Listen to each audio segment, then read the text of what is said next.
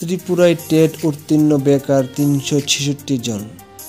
চলতি বছর থেকে টেট পরীক্ষার্থীদের নিয়োগের নিয়ম এবং পরীক্ষার প্রশাসন সংক্রান্ত সুপ্রিম কোর্টের রায়ের কারণে একটি সংক্ষিপ্ত বিরতির পরে এবছর টেট পরীক্ষা অনুষ্ঠিত হবে। আজ বিধানসভায় বদল অধিবেশনে শিক্ষা দপ্তরের দায়িত্বপ্রাপ্ত মন্ত্রী রতন লাল নাথ একথা জানিয়েছেন। কংগ্রেস বিধায়ক গোপাল চন্দ্র রায়ের উত্থাপিত প্রশ্নের জবাবে শ্রীনাথ বলেন, সুপ্রিম কোর্টের রায় এবং গত বছরের 11 ডিসেম্বরে national council of teachers education NCTE এর চিঠিতে স্পষ্ট করা হয়েছে যে সমস্ত প্রার্থীরা প্রাথমিক শিক্ষায় ডিপ্লোমা সম্পন্ন করেছেন তারা টেট পরীক্ষায় অংশগ্রহণ করতে পারবেন।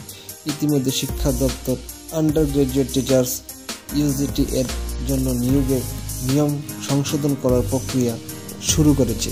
তারপর পরীক্ষার মাধ্যমে নিয়োগ প্রক্রিয়া শুরু হবে। এদিন তিনি বলেন, 2022 সালে মোট ৩৬৬ জন পরীক্ষার্থী টেট উত্তীর্ণ হয়েছিলেন। তাদের মধ্যে 197 জন পেপার 1-তে এবং 168 জন পেপার 2-তে উত্তীর্ণ হয়েছিলেন। যদিও টেট পেপার 1 থেকে শুধুমাত্র 80 জন প্রার্থী চাকরি পাওয়ার জন্য যোগ্য, কারণ তাদের DLED ডিগ্রি রয়েছে।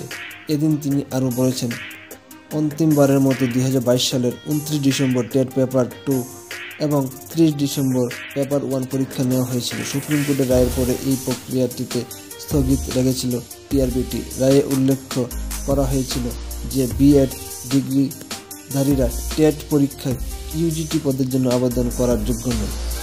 নিয়োগ বিধিতে প্রয়োজনীয় সংশোধনী অনুসরণ করে টেটের পুনঃসূচনা ত্রিপুরায় উচ্চাকাঙ্ক্ষী শিক্ষকদের জন্য স্বচ্ছতা এবং সুযোগ প্রদান করবে বলে আশা করা হচ্ছে।